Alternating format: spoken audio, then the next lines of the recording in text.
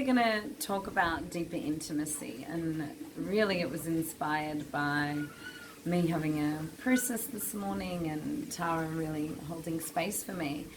And, you know, to enter deeper intimacy in the heart, something beautiful is like when pain is present, to open in that pain and, you know, open to the people who love you, know that you're worthy of love, know that it's okay to feel whatever is alive in your heart. And for some of you who don't have anyone with you, and there are certainly times when I do this on my own, it's really a question of, can I feel what's alive in my heart and welcome it?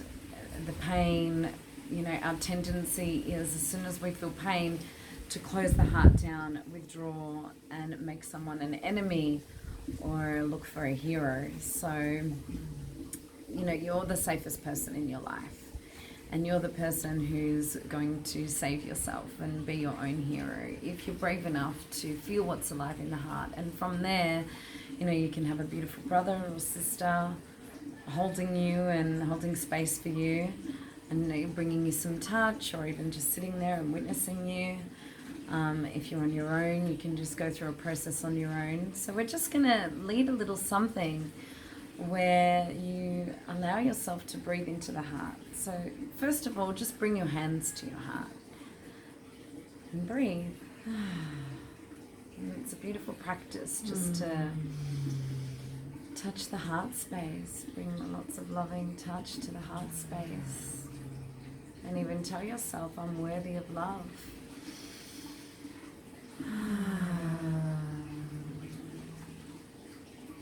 And if whatever pain is alive in there, just breathe that pain into the heart. Like let that pain be there. It sounds counterintuitive, but our resistance to pain is what creates the closing of the heart. And when we can allow the pain, our heart can break open and be capable of even more love.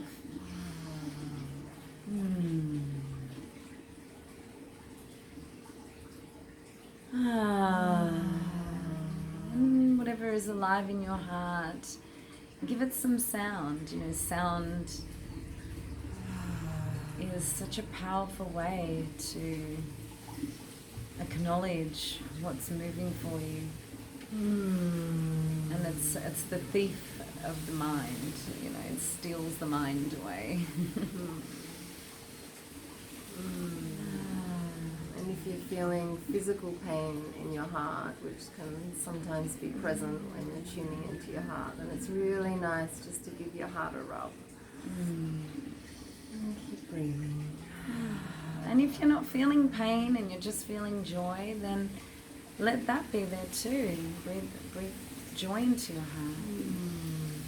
Whatever's present, just really breathe with that. Imagine that the heart is breathing with what is, with full acceptance. And the touch to the heart, you know, really inspires oxytocin to start flooding through the body. And oxytocin is the neurotransmitter that helps us to feel trust, connection, safety, joy. So. And you're not trying to get rid of the pain when you're sounding, you're just acknowledging it. Yeah, this is painful. Like whatever is painful in your heart, the experience of that. Just open to that.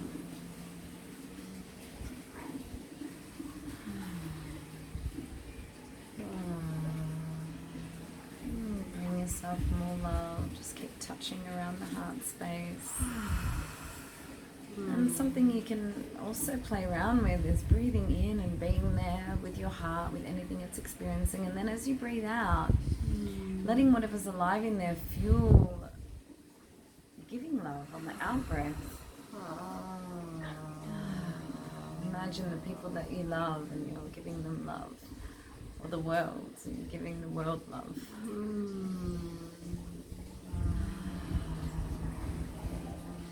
We're all in this together. We all experience pain. We all experience pleasure. This human experience It's a trip, it's a ride.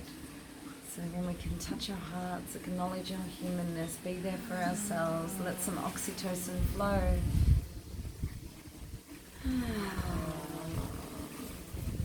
Then we can just grow in love with the open, broken heart.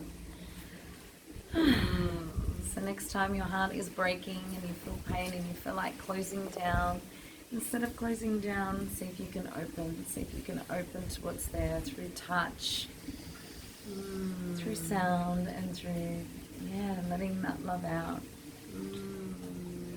Out into the world, and just know that you're worthy of love, all the parts of you. And this doesn't mean that you have to be open to, deep. This is a practice to become much more deeply intimate with yourself and with others, because the heart's open. This doesn't mean that you never hold people at arm's length. My first mentor, he said, Chantel, sometimes you just need to acknowledge that certain people you hold at arm's length, and actually there's an intimacy in that. There's a communication of your boundaries. There's a space that you're holding for yourself of safety, and you'll know when you need to keep someone at arm's length, not because you're afraid to feel pain, not because you're running away, but just because you're honoring where you're at. And it's a very, what Chantal was talking into is very different kind of sensation in the body to the protective armor that comes over the heart. And it's so funny that we both journeyed with this today. And I had my own journey with it this morning, and I reflected back on the last 4 days, and there's been some conflict with my husband and I, some disharmony. And I observe the places where that kind of shield comes around my heart to self-protect, because I don't want to feel the pain. And this morning we had this beautiful connection, and it was like peeling back the layers, and the fear was, but I don't want to feel and open my heart because then I might get hurt. But it was actually through keeping my heart open that he could really feel me and feel what I'd been kind of going through, and I could feel him. And then it's like there's love present, and we could work through that with a bit of communication, and then also open intimately together. And it was so healing. And it made me look back on the last 4 days and be like, wow, I was working with de-armoring my heart, but I could also feel that place where I'm like, I'll just keep that little bit of armor on just in case. And how it actually just creates more separation.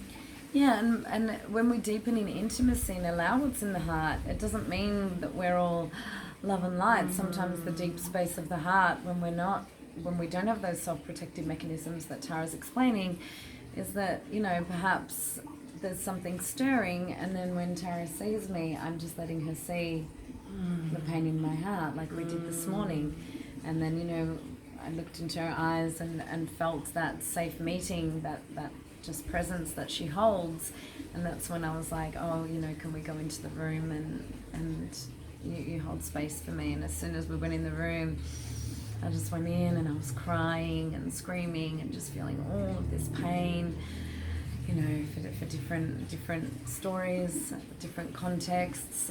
But really, when I let go of the story and just felt the pain that was there, it became very obvious to me, same thing, that I didn't want to reopen my heart in case I got hurt. And we can't just reopen the heart from the mind. Sometimes we have to let ourselves feel, accept, and embrace what's alive. So practice it, try it. Remember to bring lots of touch to your heart, lots of love, and enjoy deepening in that intimate space of the heart. Have a beautiful day.